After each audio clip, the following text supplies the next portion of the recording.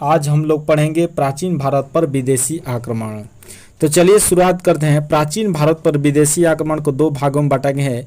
एक हखमनी यानी ईरानी आक्रमण, दूसरा है आपका यूनानी आक्रमण। प्राक मौर्य युग में मगध सम्राटों का अधिकार क्षेत्र भारत के पश्चिमोत्तर प्रदेश तक विस्तृत नहीं हो पाया था। जिस समय मध्य भारत के राज्य मगध साम्राज्य की विस्तारवादी नीति का शिकार हो रहे थे, पश्चिमोत्तर प्रांतों में अराजकता एवं अव्यवस्था का वातावरण व्याप्त था। यह क्षेत्र अनेक छोटे बड़े राज्यों में विभक्त था, जिससे कंबोज, गंधार एवं मद्र प्रमुख थे। इन क्षेत्रों में कोई ऐसी सार्वभौम शक्ति नहीं थी जो परस्पर संघर्षरत राज्यों को जीतकर एक क्षेत्र शासन कर सके। यह संपूर्ण प्रदेश उस समय विभाजित थे। ऐसी स्थिति में विदेशी आक्रांताओं का ध्यान भारत के इस भूभाग की ओर आकर्षित होना लाजमी था। परिणाम स्वरूप यह प्रदेश दो विदेशी आक्रमणों का शिकार हुआ, एक ईरानी आक्रमण और दूसरा यूनानी आक्रमण। भारत में सर्वप्रथम विदेशी आक्रमण हखमनी वंश के राजाओं ने किया। इस वंश के संस्थापक साइरस द्वितीय 558 ईसा पूर्व से 529 ईसा पूर्व ने भारत पर आक्रमण का असफल प्रयास किया था। हखमनी यानी ईरानी साम्राज्य के प्रमुख शासक पहले साइरस द्वितीय ने 6ठी शताब्दी ईसा पूर्व के मध्य ईरान में हखमनी साम्राज्य की स्थापना की। साइरस द्वितीय एक महत्वाकांक्षी शासक था, अतः थोड़े ही समय में वह पश्चिम एशिया का सर्वाधिक शक्तिशाली शासक बन गया। साइरस ने सिंध के पश्चिम में भारत के सीमावर्ती क्षेत्र की विजय की। प्लिनी के विवरण से ज्ञात होता है कि साइरस ने कपिसा नगर को ध्वस्त किया।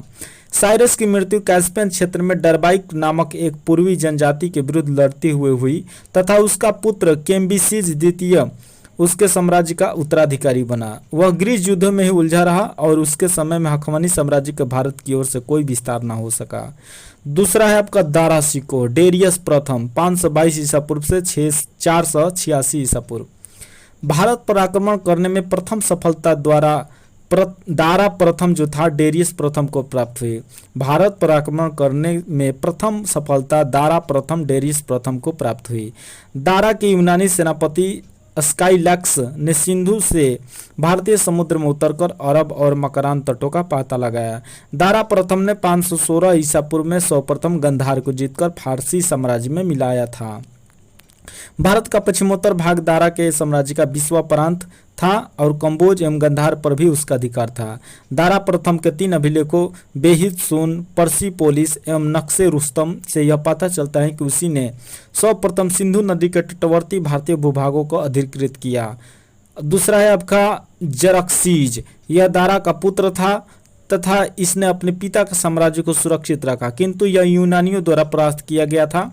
इसे अपनी फौज में भारतीयों को शामिल किया और जरक्सीज के उत्तराधिकारी तथा पारसिक साम्राज्य का विनाश। जरक्सीज की मृत्यु के बाद उसके तत्कालीन उत्तराधिकारी क्रमशः अर्तजर्क्सीज प्रथम एवं अर्तजर्क्सीज द्वितीय हुए।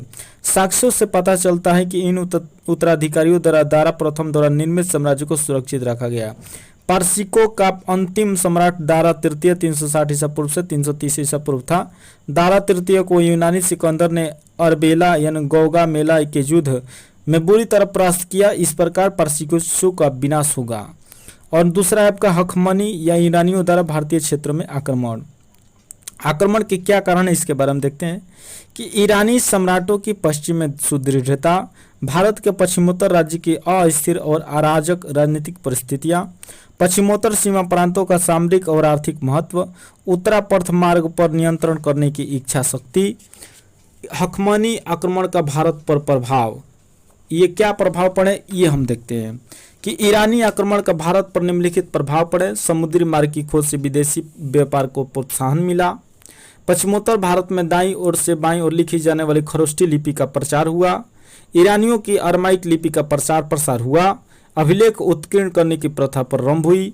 मौर्य वास्तुकला पर ईरानी प्रभाव स्पष्ट रूप से दिखाई पड़ता है, जैसे अशोककालीन स्मारक विशेषकर घंटे के आकार के गुंबद कुछ हद तक ईरानी प्रतिरूपों पर आधारित थे।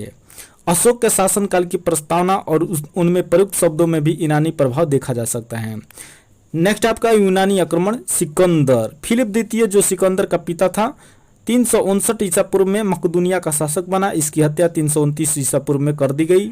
पिता की मृत्यु के बाद सिकंदर लगभग 20 वर्ष की अल्पायु में ही सिंहासन रूढ़ हुआ और वह अरस्तु का शिष्य था। यूनानी शासक मकदूनियाई शासक सिकंदर का भारत पर पहला आक्रमण 326 ईसा पूर्व में हुआ।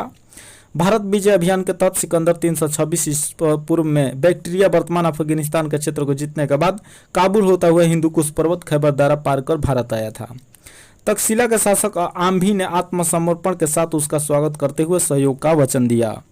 सिकंदर के आक्रमण के समय अश्वक एवं एक सीमांत गणराज्य था जिसकी राजधानी मत्सक थी, और यूनानी लेखकों के अनुसार सिकंदर के विरुद्ध युद्ध हुए में बड़ी संख्या में पुरुष सैनिक के मारे जाने के बाद वहां की स्त्रियों ने शस्त्र धारण किया। इसी विवरण से पता चलता है कि सिकंदर ने इस नगर की समस्त स्त्रियों को मौत की घाट उतार दिया था। सिकंदर को पंजाब, झेलम तथा चिनाब का मध्यवर्ती क्षेत्र के शासक पोरस के साथ युद्ध करना पड़ा, जिसे हाइडे स्पीच का युद्ध या झेलम यानी वितस्ता के युद्ध के नाम से जाना जाता है। इस युद्ध में पोरस की पराजय हुई। 19 महीने तक भारत में रहने के बाद सिकंदर की सेना ने ब्यास नदी के पश्चिमी तट पर पहुंचकर उसको पार करने से मना कर दिया।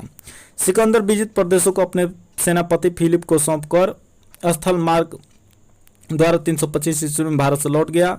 सिकंदर ने 2 नगरों की स्थापना की। निकैया विजय प्राप्त करने के उपलक्ष्य में बहु केफला, अपने प्रिय घोड़े के नाम पर बहु केफला, उसका घोड़े का नाम बहु केफला था, उसके नाम पर।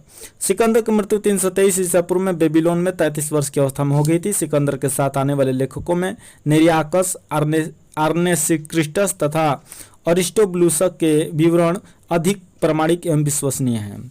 भारत में सिकंदर की सफलता का क्या कारण है? सिकंदर की सफलता के प्रमुख कारणों में से एक था भारत में किसी एक केंद्रीय सत्ता का अभाव।